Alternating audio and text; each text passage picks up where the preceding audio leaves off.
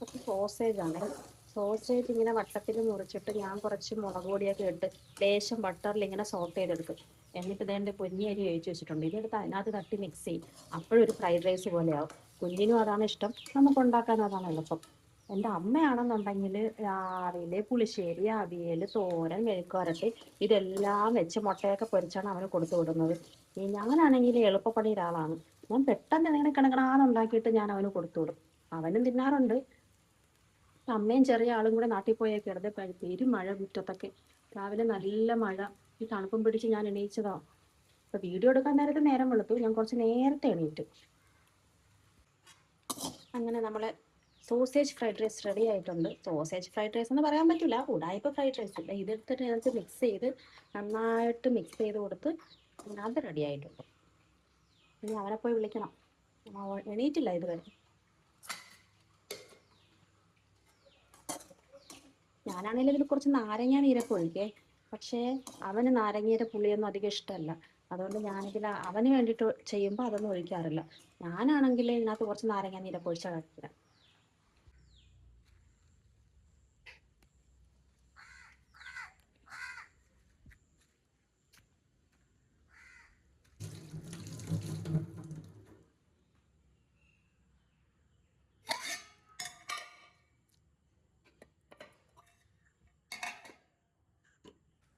സോപ്പിടേണ്ടത് കേട്ടോ.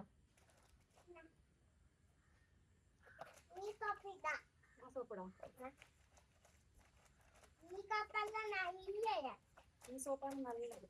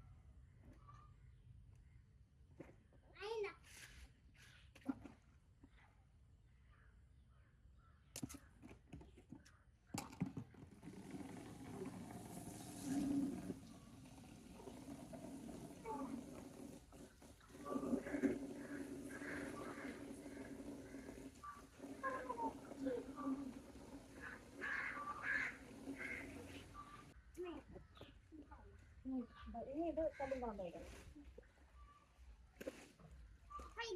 അത് കല്ലുണ്ട അഴുക്ക് തോന്നുന്നത് കല്ലുണ്ടാവും ഒന്നും കൂടെ കല്ലുണ്ടാവും പത്തിട്ടിടണം